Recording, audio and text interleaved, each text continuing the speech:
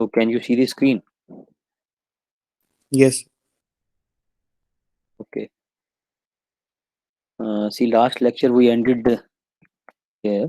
I derived a, I explained about the derivation of conduction in hollow sphere, and this was the value of the heat transfer. I also discussed about the heat transfer in case of plane wall cylinder. We have also discussed about overall heat transfer coefficient. Okay. Now let us proceed further. So just to you can go through these slides. I have taken from a book actually. This we have already studied. This is about conduction, convection, and radiation. The diagram shows how these modes of heat transfer can occur, and some information is given in this particular slide also, which I have already discussed actually. Now, this once again, it's a summary of the heat transfer processes. If we talk about the conduction, it is basically diffusion of energy due to random molecular motion, and this qx double dash or double prime, it is actually heat flux given by the value minus k dt by dx, and the transport property which is responsible for the heat transfer is thermal conductivity K, and its unit is watt per meter Kelvin. If we talk about convection, it's a diffusion of energy due to random molecular motion plus energy transfer due to bulk motion, which is also known as advection. So just see this diffusion of energy due to random molecular motion. This is one thing, plus bulk energy transfer due to bulk motion, because bulk motion can also happen in case of convection. Bulk motion means because there is a possibility when the fluid is taking away the heat from the solid surface, it directly moves from there to some other place. So that is actually bulk motion of the fluid. And in this particular case, the heat flux Q double prime is given by H Ts minus T infinity, where Ts is the solid surface temperature and T infinity is the fluid temperature. And its transfer property is H, and also known as heat transfer coefficient or film coefficient. Uh, and the unit is watt meter square Kelvin. Similarly, when we talk about radiation, it is the energy transfer by electromagnetic waves. And in this particular case, the Q double dash is given by epsilon. I have used uh, F uh, epsilon, I think. So one and the same thing. The sigma is the Stephen Boltzmann constant. This is the one of the surface, and its temperature is Ts, whereas the other surface is its surrounding actually. Okay, so it's shown that the heat transfer is taking place between the body and the surroundings, but there can be two bodies also, and in that particular case we need to know the shape factor also. Like here it is shown, if you see this diagram, there are two surfaces shown which are at temperature T1 and T2, and you can see their orientation is not parallel to each other, they are inclined at an angle to each other. Okay, so here we introduce the concept of shape factor, which is represented by F1 to 2.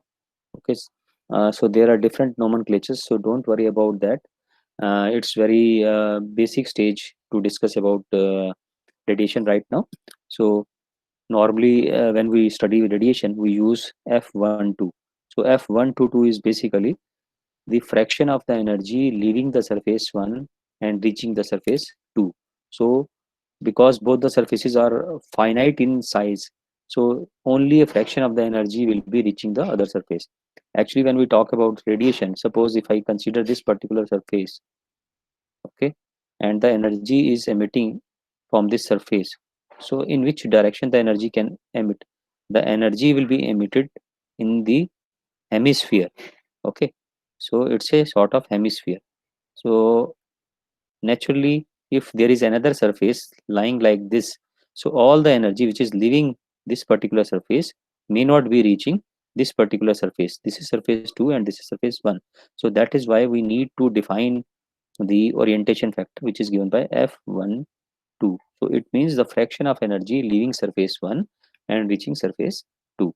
So don't worry about that, we will discuss about it once again. And what here has been here we have calculated the value of Q.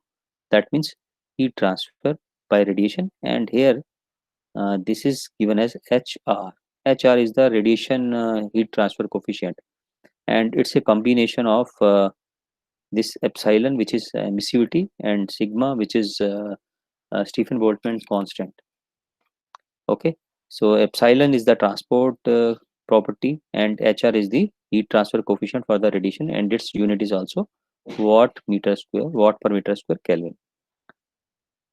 Now this is also a very important table, and normally uh, you need to know actually about it actually.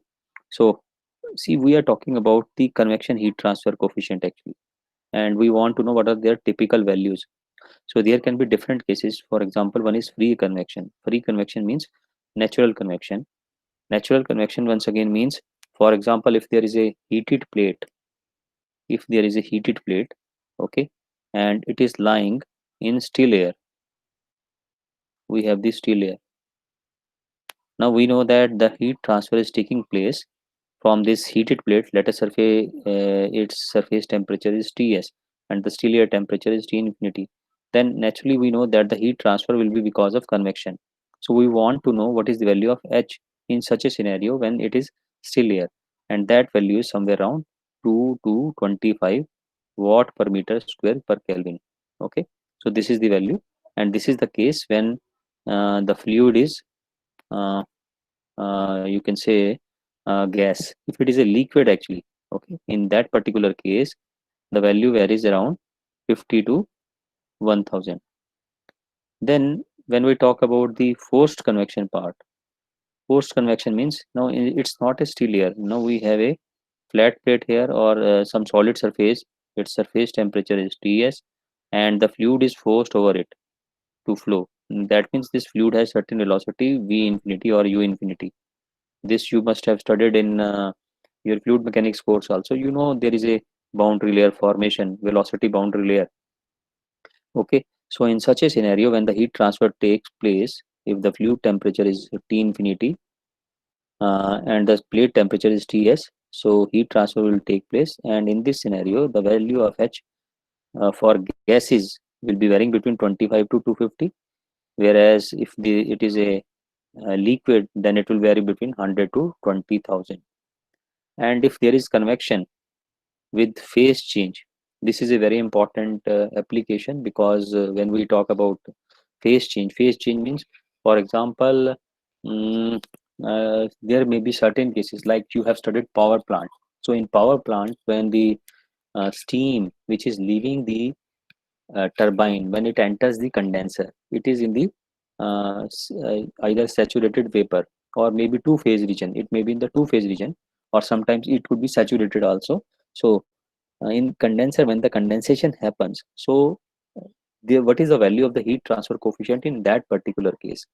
In that particular case, it may vary between 2500 to 1 lakh actually. So it's very high. So you can see the heat transfer coefficient are maximum in case of boiling or condensation. Where the boiling will occur? Boiling may occur in case of when the water is boiling in boiler actually.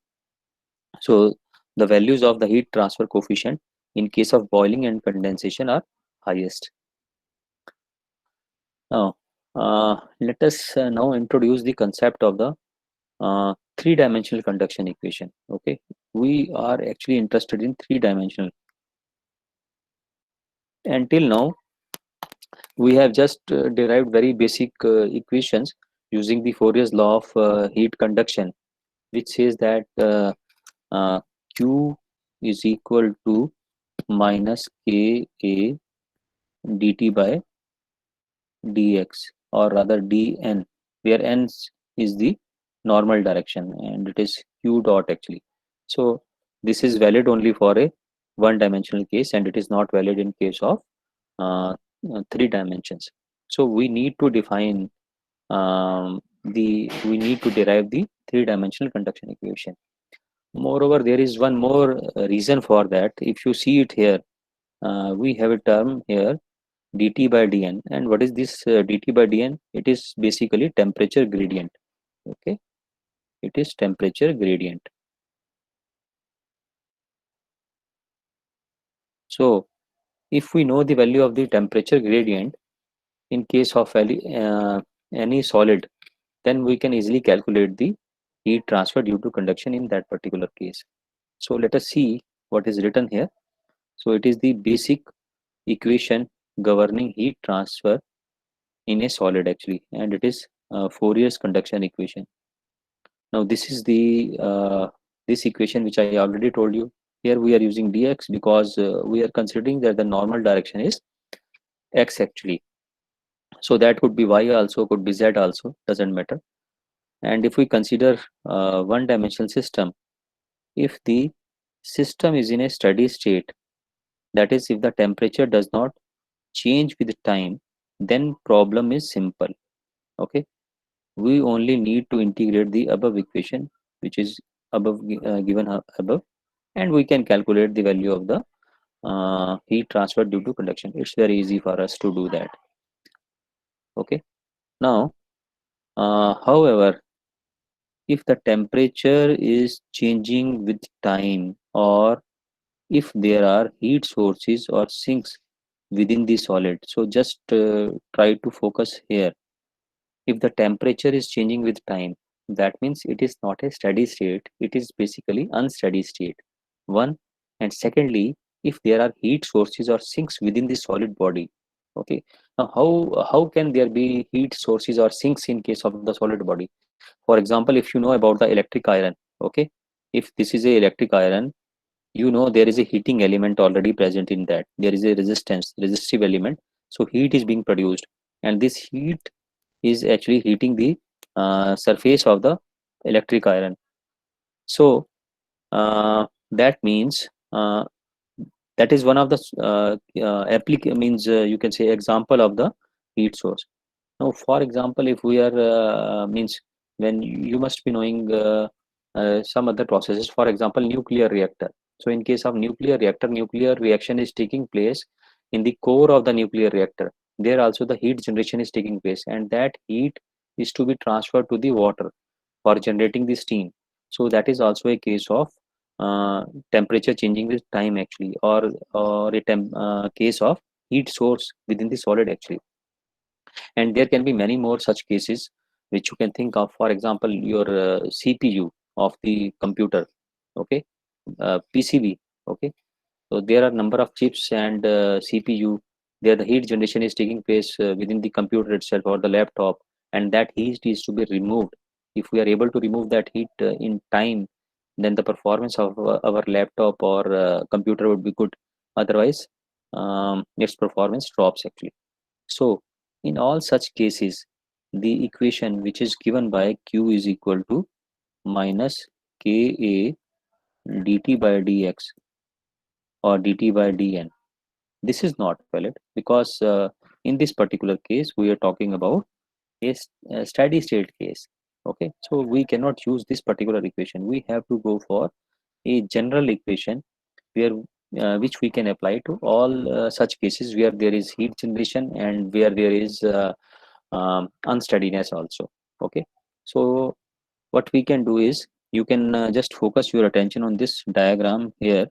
So what I have shown here is we have a solid body, and within this solid body what we are considering, this is the left face of the body. This is left face, okay, and this is the right one.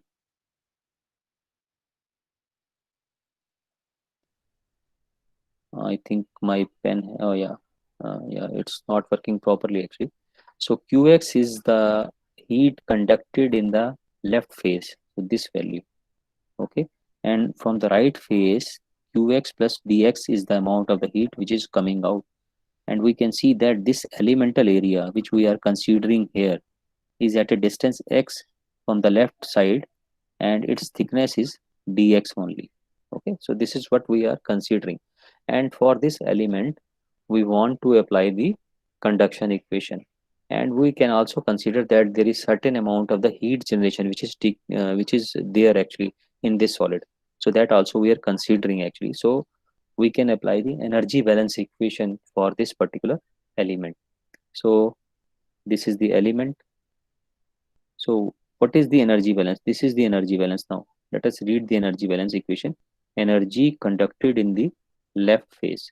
So what is the energy conducted in the left phase? That is actually Qx. Then heat generated within the element. So naturally, we are considering certain amount of the heat generation. We will talk about how to calculate it later on in the next slide. So this is basically, you can say, energy conducted in the left phase plus heat generated within the element. Now what is happening to these two terms actually?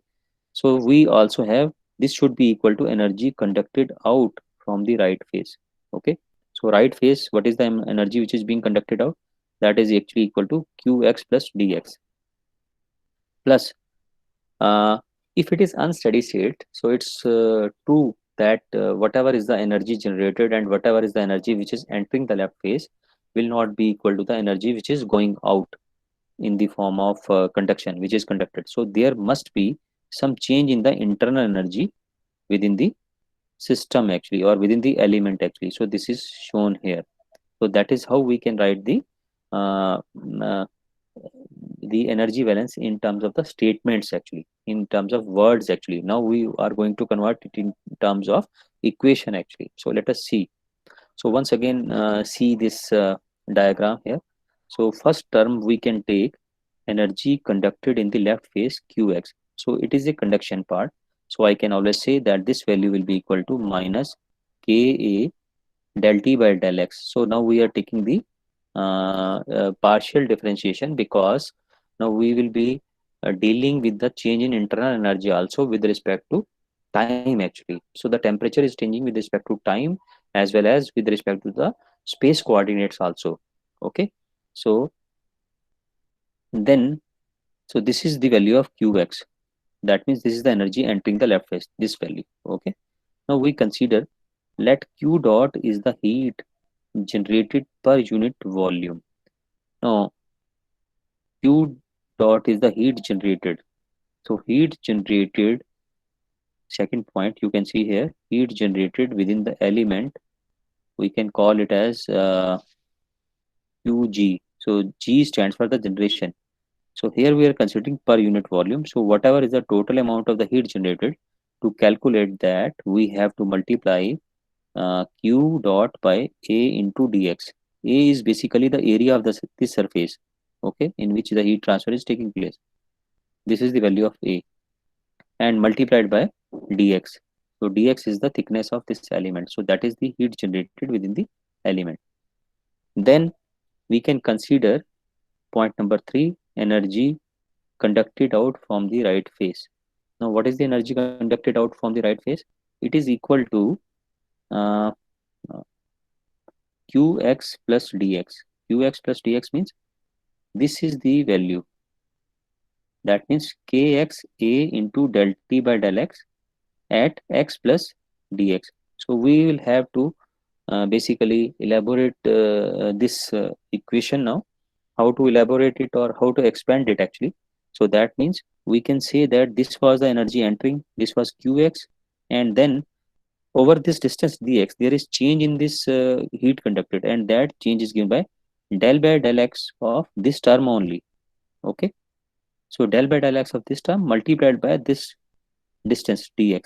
So you can see this carefully. So this is the value of the energy conducted out from the right phase. And one more thing I would like to tell you is, you see the uh, step number 1 here, we are writing k. Rather than writing k, we can write it as kx. That I will tell you later on why I am writing it as kx. Kx means I am talking about the thermal conductivity of the material in x direction. Okay. So this is the point number 3, gives us the value of the energy conducted out from the right phase. You can see A, and A is common here, that can be taken out of the brackets, and inside we are left with A del T by del x plus del by del x of Kx del T by del x into dx.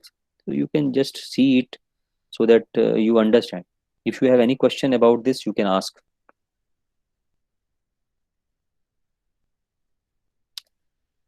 Okay. If you don't have any question, let me proceed further. The next term is the fourth term, which is the change in internal energy. No, because we know that all of the energy which is being conducted into the left phase plus the energy which is generated within this element is not equal to the energy which is going out, or there is a possibility that the more amount of the energy is going out than which is generated and which is being conducted from the left phase. Okay, so we have to calculate the change in the internal energy within this element actually.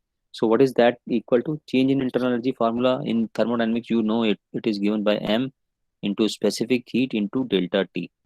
Now for this element, what is the value of m? M is the mass of this element. So that will be given by density multiplied by the volume. Okay, rho into V.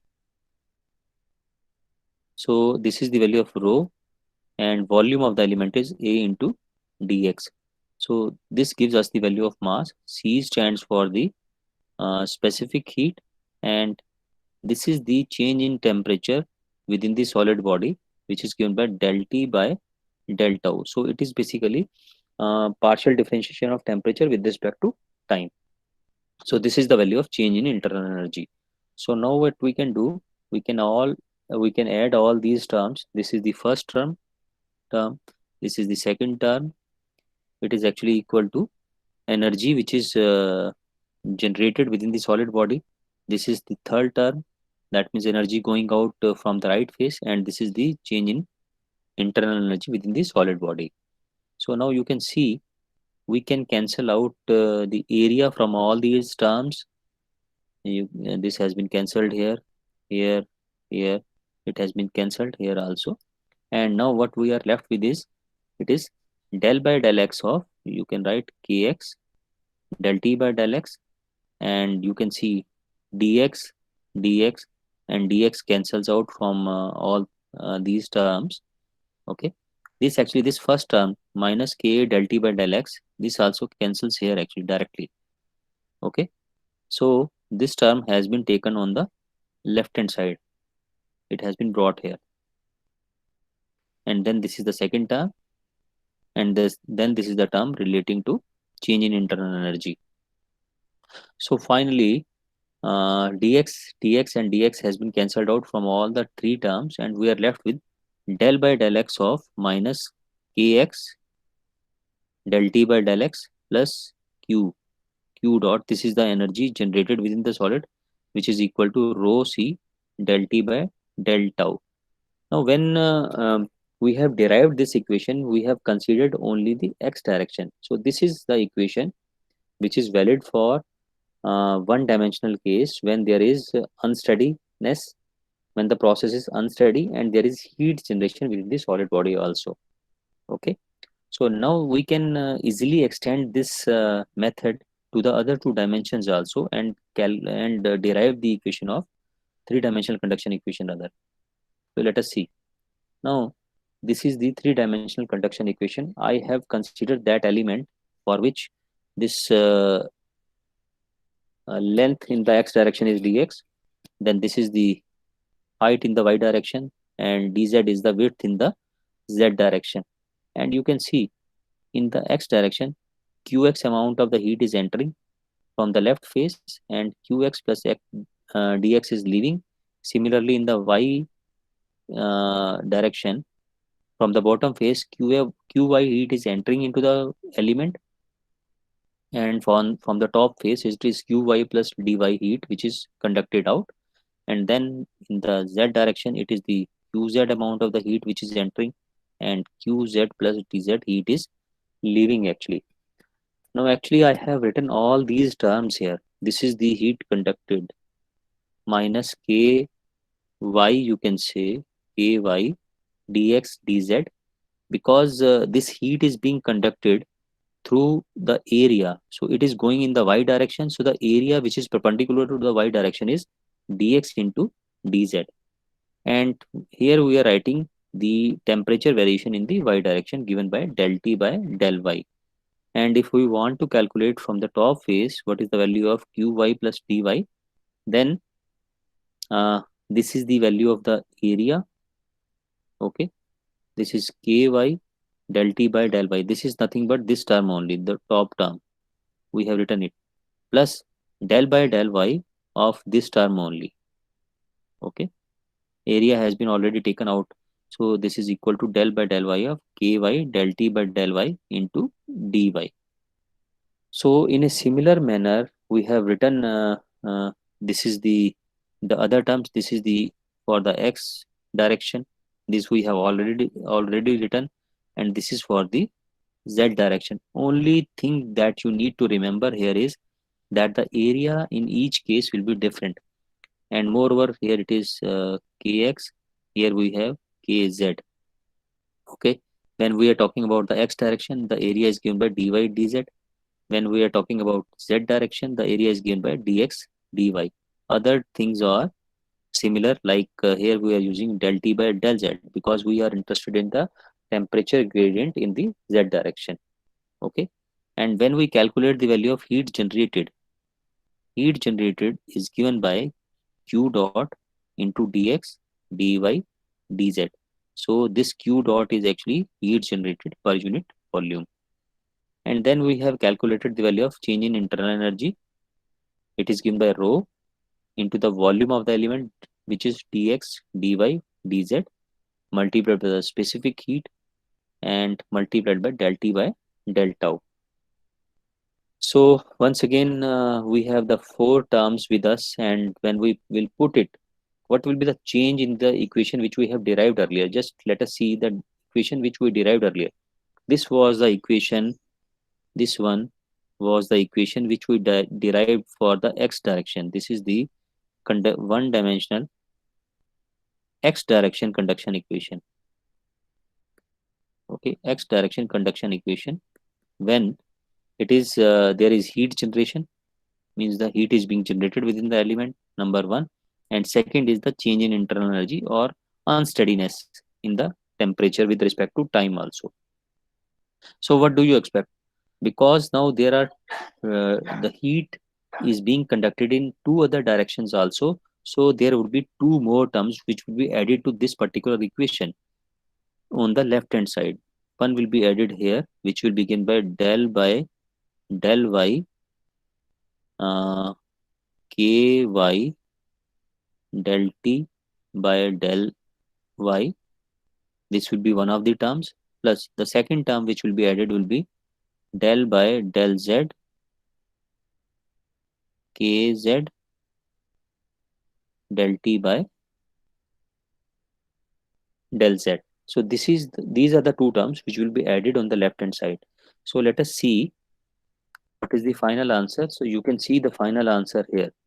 This is the final answer, del by del x of kx del t by del x plus del by del y of ky del t by del y, del by del z kz del t by del z, plus this is the heat generation term, and on the right hand side we have rho c del t by del tau, because the term dx dy dz which was there has been cancelled out from each of the terms. Okay, now you can see we have taken the value of thermal conductivity here, which is kx ky and kz. So that means we are saying that the thermal conductivity is varying in all three directions. Okay, so when the thermal conductivity is varying in all three directions, it's not a isotropic material. An isotropic material has the property which are constant in all directions actually. So if it happens that we have a material for which kx is equal to ky is equal to kz, such a material is known as isotropic material. Otherwise it is not a isotropic material. So uh, what we can say is, if we consider that kx is equal to ky is equal to kz, that means k is assumed to be constant, then we can take k out of this differentiation sign. That means we will be, you can say the k is here, k can be taken out because kx is equal to ky is equal to kz. Okay, and you can see we have divided the whole equation by k, that is why the k is here shown like here. Okay, so if we remove this k, then it will come here and it will also come here. So finally we are left with the equation del 2 t by del x square, del 2 t by del y square, del 2 t by del z square, plus q dot divided by k, and rho c k del t by del tau. And this term,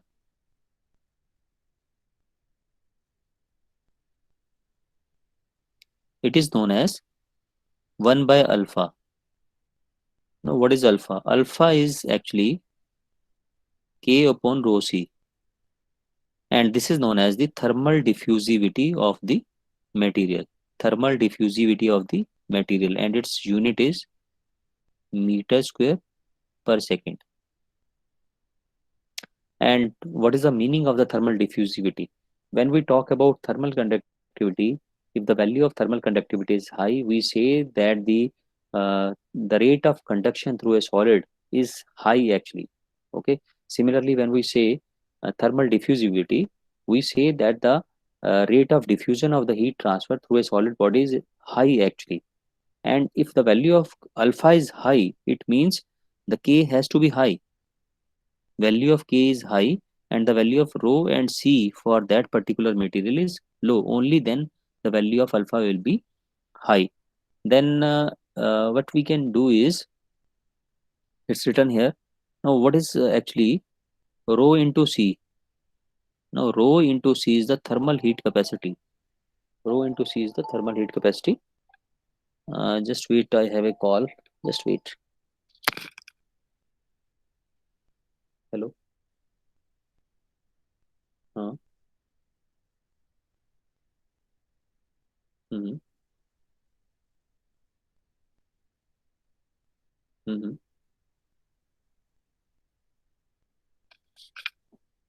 mm-hmm, mm-hmm.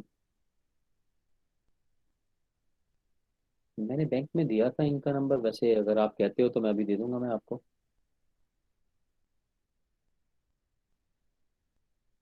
Okay, ऐसा है, मैं actually एक DTU में teacher हूँ, मेरी class चल रही थी अभी, 11 बजे खत्म होगी, मैं इमीडिएटली आपको दे दूंगा मैं। ठीक है। तो आधा घंटा मतलब 20 मिनट आपको वेट करना पड़ेगा, ठीक है। Okay okay okay. आपने नाम बताया क्या? आप मेरे को एक हाई का मैसेज भेज देंगे? आप मेरे को हाई का, हाँ व्हाट्सएप पे मैसेज भेज दो, मैं भेज दूंगा आपको। Okay.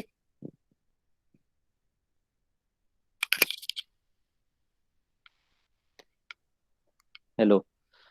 Okay. You can see here rho into c. Rho into c is the thermal heat capacity. So when we talk about thermal heat capacity, it means uh, why we are calling it as a thermal heat capacity, because if I multiply rho by v, it gives me mass, and multiplied by c, so it is specific heat. So rho v c basically stands for some sort of heat capacity. Okay. That is why we are calling it as the thermal heat capacity. And basically you can see it here.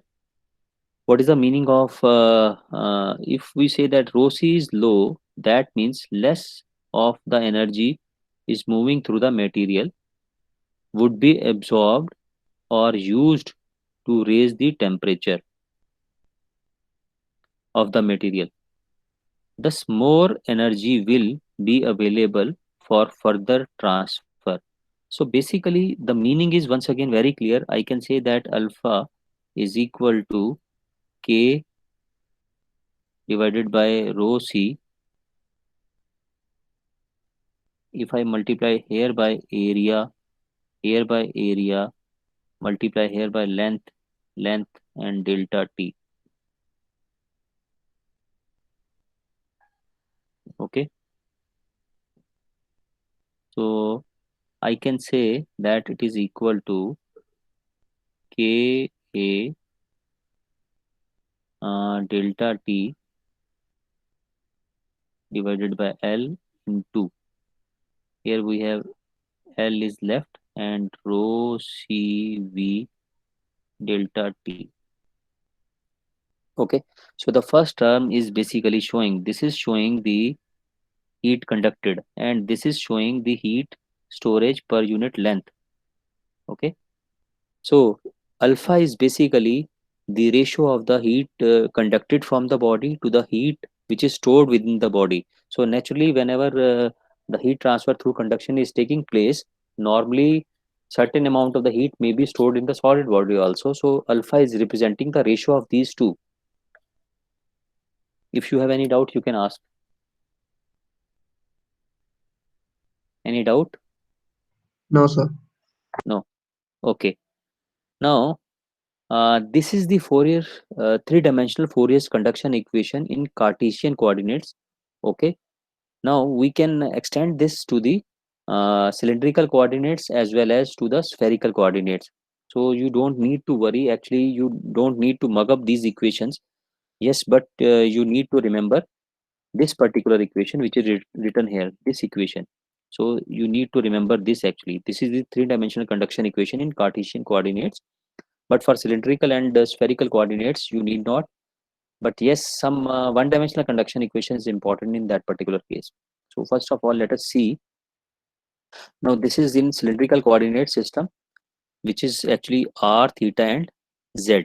Okay, so radius, then angle, and then this is the z direction. So the diagram of the cylindrical system is shown here. So this is the value of Fourier's conduction equation, three-dimensional del 2 t by del r square 1 by r. Please mute your mic. Somebody noise.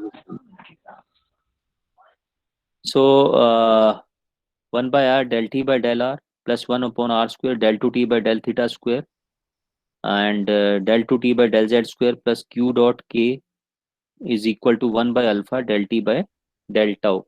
So once again, this is in three dimension. We may not be requiring, we won't be discussing about the three-dimensional heat conduction in BTech level. And this is about spherical coordinates. So it is r, theta, and phi directions. And once again, this is a complicated equation. You can see it here. Okay. So if we go for one-dimensional case, in case of spherical coordinates, so this is given here. If I am going for one-dimensional case, so in one-dimensional case, what I have considered is the first term only. Okay, here. So this term goes. This is the theta direction, and there the phi direction is also cancelled actually.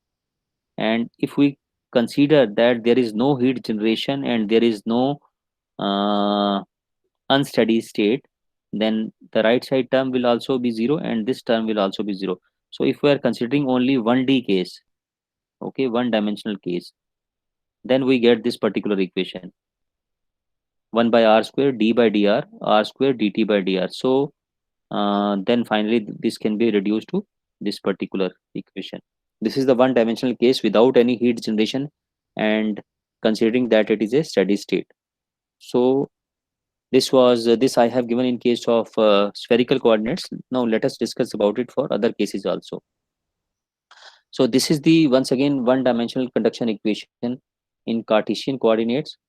And what we have considered here is we have considered that K is constant, thermal conductivity is constant. So K is equal to Kx is equal to Ky is equal to Kz. Okay. So this is what has been considered, and after that we have got this particular equation, del 2t by del x square plus del 2t by del y square plus del 2t by del z square plus q dot by k is equal to 1 by alpha del t by del tau. Okay, this equation you should always remember. Sometimes in interviews they will ask you this particular equation for steady state with no heat generation. That is for one dimensional case. Okay, if it is a one dimensional case, what are the terms which won't be there? We can neglect del 2t by del y square. We can neglect this particular del 2t by del z square. No heat generation means this term will go, the third term will go. Then if it is steady state, then this term will also go because that temperature will not change with respect to time. So we will be left with the first term only, and because it is given in partial, we can convert it into perfect differential del 2t by del x square, and this is Cartesian or rectangular coordinate system. So this is the equation which is required for calculating the temperature gradient within the body.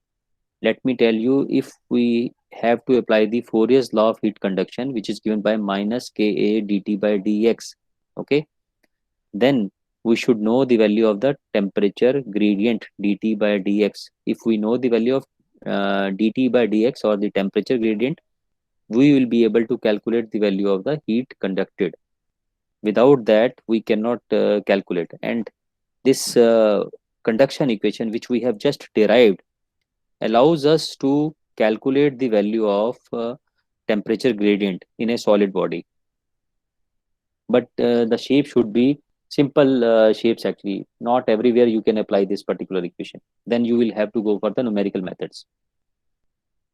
Okay, I will, before I go to this topic, yeah, this is actually once again the general equation, or rather, before it, I can show you this particular case. This is the cylindrical coordinates. Okay, so in cylindrical coordinate system, if I want to go for one dimensional case, okay, if I want to go for one dimensional case, then I will uh, uh, I will not consider the heat transfer in theta direction. I will only go for the radial direction. So the third term you can see, this is del 2t by del theta square. Okay, the first term will remain, the second term will also remain, but the third term will not be there because we are considering the only the radial direction, heat transfer in the radial direction. Similarly, the fourth term del 2t by del z square, this will also not be there. And if we are considering only the one dimensional case without heat generation, then this term will also not be there. And then if we are considering the steady state, then this term will also will not be there, and we will be left with the equation del 2t by del r square plus 1 upon r del t by del r. Okay, that will be equal to 0. So naturally we can then simplify it. We can change it to perfect differential. So let us see. This is just I wanted to tell you. Now let us see the general equation actually. Now we can this equation, which is three-dimensional, can be converted to the one-dimensional case also. And you can see here in the violet color, this is the final equation. This equation, okay, on the right hand side. So you can see what I have written here is 1 upon r raised to power n d by dx of k r raised to power n dt by dx is equal to 0. So this is the final equation that we will be using in most of the cases if there is no heat generation and if there is no unsteadiness, means the temperature is not varying with respect to time actually. So that is why the right hand side is 0 in this particular case. So I have written here that n is equal to 0 for rectangular coordinate system. So you can, if you will put n is equal to 0, what do you get? You will only get d, this term will go actually, and then r raised to power 0, this will also become 0. So you will be left with d by dx of k into dt by dx is equal to 0. Okay, if you take n is equal to 1, then this equation gets converted to cylindrical coordinates. And if you take n is equal to 2, then it can be used for the spherical coordinate system. But only you have to take into consideration that you will have to replace dx by dr, because here we have in this equation we have written dt by dx actually. You can see it here. We have written dt by dx. So this dx is to be replaced by dr when we are using the cylindrical coordinate system or the spherical coordinate system. Okay, so yeah, actually there is a misalignment of the slides.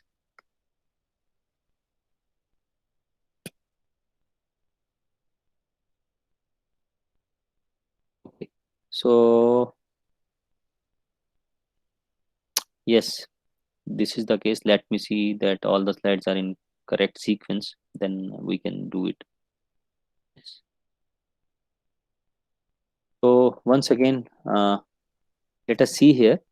It is the case of a plane wall with k is equal to constant, one dimensional case, no heat generation, steady state case. Okay, so that means The third term, that is heat generation term, will be not be there, and the change in the temperature with respect to time will also not be there. So this equation is there, del by del x, this is del ky, this is kz. Okay, because I have taken it from some book, that is why the nomenclature is different than what I am using actually. And here, instead of del small t, it is del tau actually. Okay, so when I say constant thermal conductivity, we will consider it later on. First of all, let us take the one dimensional case. Okay, one dimensional plane wall case. So when I say one dimensional, so the second term will go, the third term will also go from this equation. No heat generation means this q term will not be there. When I say steady state case, the right hand side term will also not be there. So we will be left with only the first term, which is this equation, and this will be equal to 0 actually. Okay, so that is what I have written here. The governing equation then becomes d by dx of k dt by dx is equal to 0. So this is the equation. And uh, now with the help of this equation, when I am writing the heading of the topic as plane wall with constant thermal conductivity, one dimensional case, no heat generation, steady state case, my purpose here is to calculate the value of the heat transfer and also to calculate the value of temperature gradient within the solid wall also. Okay, so I have two purposes. One is to calculate the temperature distribution and the temperature gradient, and then to calculate the value of the heat transfer for this particular case. So you can see it here. uh, After this equation, when you will integrate it, here on the right hand side you can see I have shown the diagram of the wall actually. The temperature of the left face is T1, the temperature of the right face is T2, the heat that is being conducted is Q dot, the thickness of this wall is L, and this wall is at a distance x1, means its left face is at a distance x1 from the coordinate system, and the right face is at a distance x2 from the coordinate system. Okay, or okay, forget about these two terms. So this is the x direction. So when you will integrate it first time, you will get k dt by dx c1.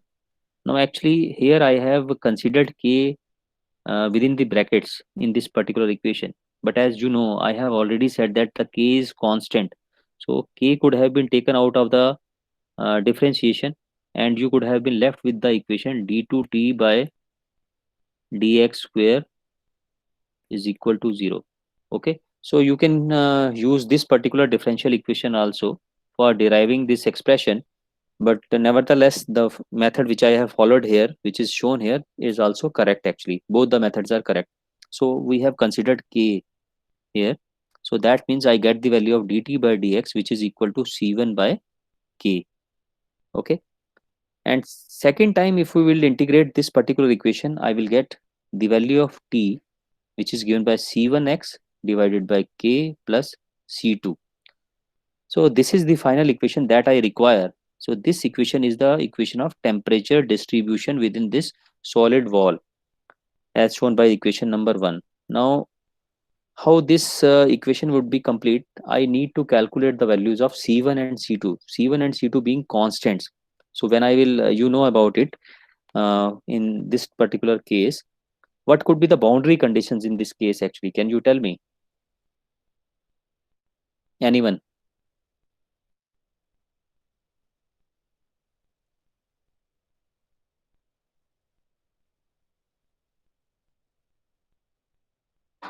Hello?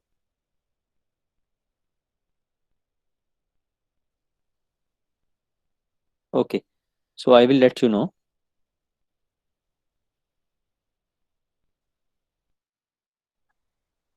I think because of the misalignment. Yeah, this is the slide now. So the boundary conditions for finding out, this was the equation actually. You can see it here. This is the equation. So when x is equal to x1, t is equal to t1. T1 is the temperature on the left face actually, and t2 is the temperature on the right face.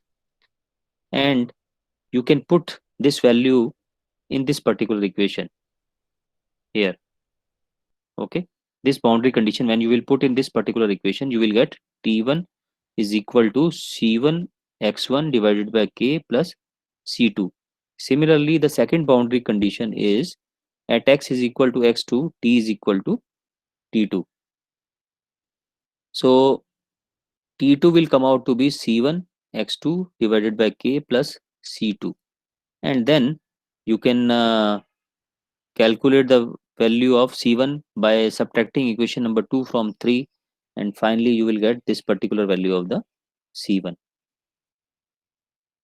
Okay, this is the value of C1. You can put this value of C1 in equation number 2 here, or in equation number 3 here, and you will get the value of C2. This is the value of C2 here.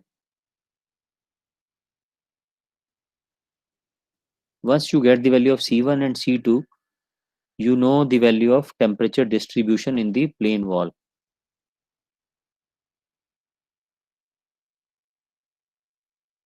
Okay.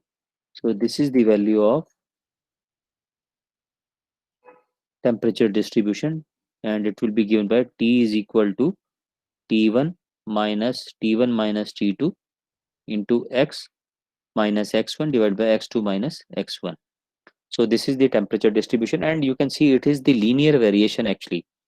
So it means if this is the plane wall here and its thickness is L, and the temperature on the left face is T1, temperature on the right face is T2, and we are considering that T1 is greater than T2.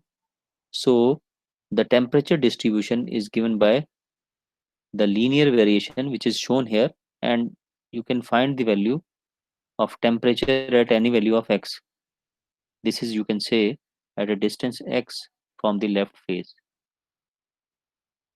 So the temperature at this particular point is given by the equation which we have just derived. And then finally, we can calculate the value of the heat transfer, which is given by Q is equal to minus K dt by dx. And this dt by dx we can calculate actually. Here I have written this is not correct actually. We can calculate this value of dt by dx at x is equal to x1 or x is equal to x2. So we can take any. So dt by dx has been calculated as c1 by k. So we can put the value of c1, which is given by k into t1 minus t2 divided by x1 minus x2, and this is the value of dt by dx. So we can put this value of dt by dx in this particular equation here.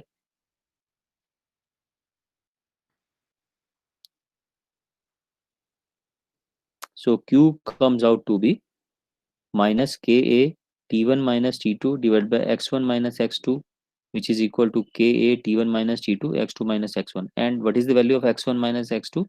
This is actually equal to thickness of the plane wall, or L.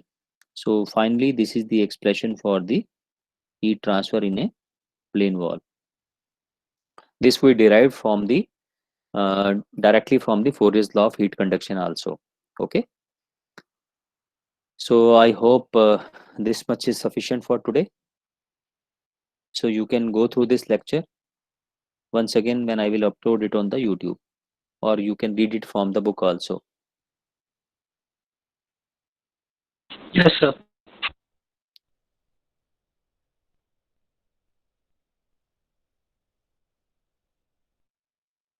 Just wait for 2 minutes.